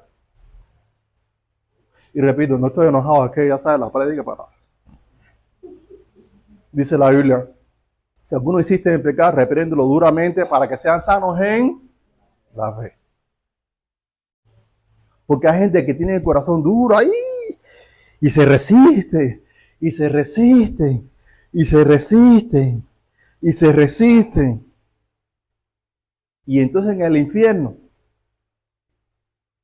se van a querer rendir a lo que Dios ha dicho. Y va a ser demasiado tarde. Acuérdense de lo que les estoy diciendo. ¿Cuántas veces se nos ha dicho que la coca afecta a los riñones? Levante la mano los que han entendido eso. Muy bien. ¿Y cuántos ya la dejaron?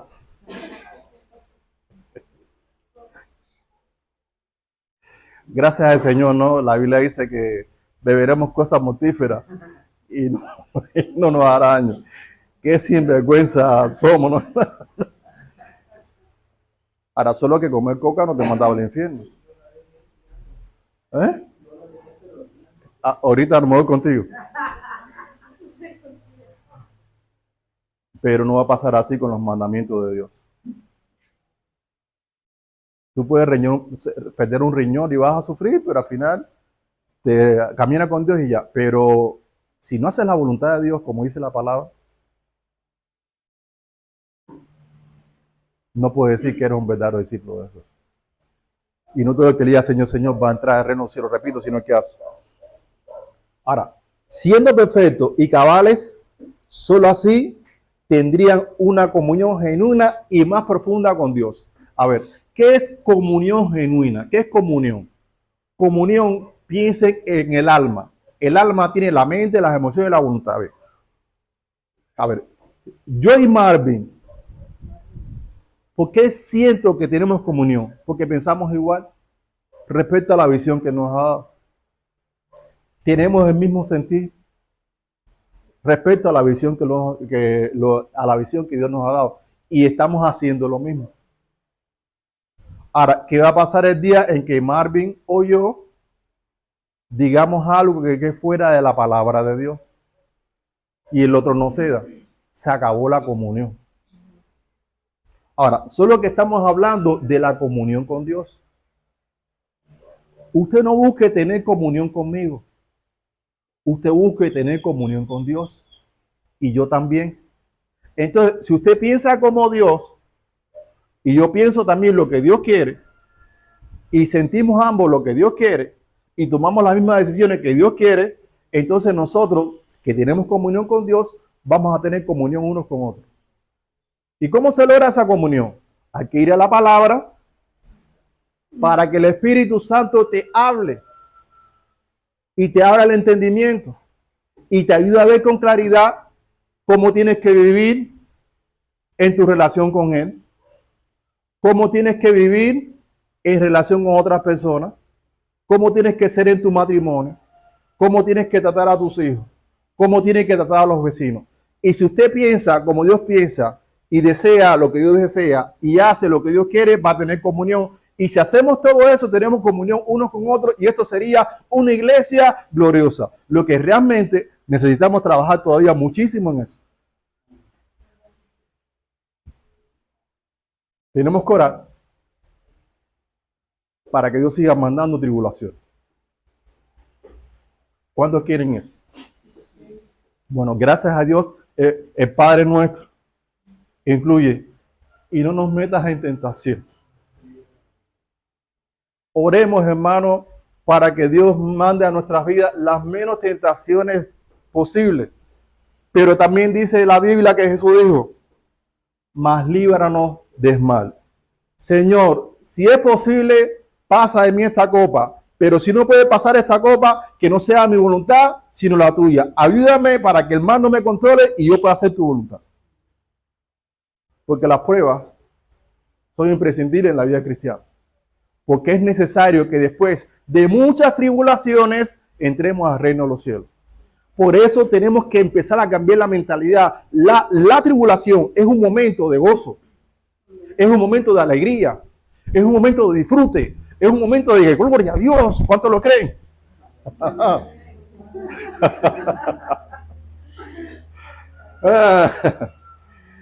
Porque el gozo del Señor es nuestra fortaleza. Y en ese momento Cristo nos va a fortalecer. Y es allí donde Dios más se glorifica. Es ahí donde más el nombre del Señor puede ser exaltado. Porque si todo está bien, eso hasta el impío se siente bien y glorifica a Dios. Pero solamente los verdaderos discípulos de Jesús glorifican a Dios en medio de las circunstancias más adversas. Y mientras yo digo esto, yo pienso, Señor, ten misericordia de mí. Líbrame, de, por ejemplo, de caer en cama. Yo recuerdo cuando me dio el coronavirus. En serio, hermano, cuando me dio el coronavirus, adorar a Dios, ponerte de rodillas a orar a Dios, ni comer quería, ni siquiera quería satisfacer a mi carne, porque no te da. A usted no se le ocurra hacerle chiste a una persona que está en un hospital así, que le duele. No, no le haga chiste porque no hay manera de consolar a un enfermo. Y usted pone, te voy a leer el Salmo 51. Él lo que quiere es que lo dejen tranquilo, usted ore por él. Hay gente que cuando una persona está enferma va a hacerle visita. Hermano, ¿y qué te pasó? Y tú, ay, Señor, llévame ya. Ay, ya no aguanto más. Está enfermo, necesita descanso. Y hay gente que están agonizando y es como todo el mundo viene a mirarla, a ver. Yo sé que es cuestión de cultura quizás.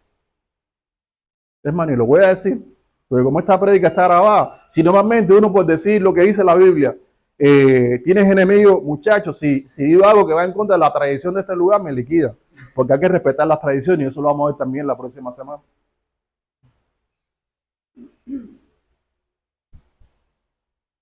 Dos puntitos y terminamos.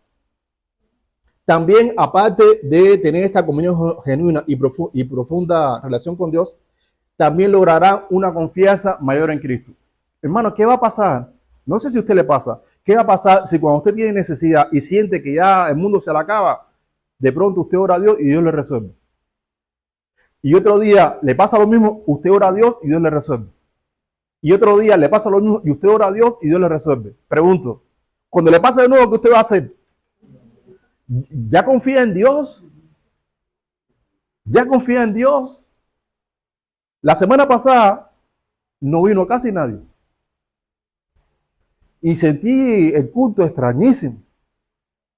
Hasta yo estaba extraño. Y esta semana fue terrible. Y ayer eran las 12 de la noche, de ayer no, de hoy, porque fue domingo, fue de sábado para domingo, y todavía yo no había hecho la predicación. ¿Sabe a qué hora me acosté hoy?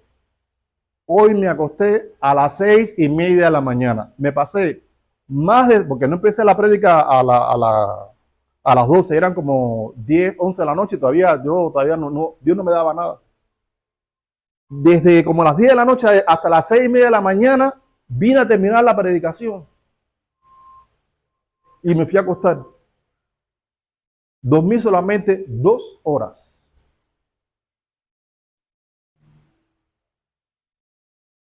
...20 minutos antes de las 10.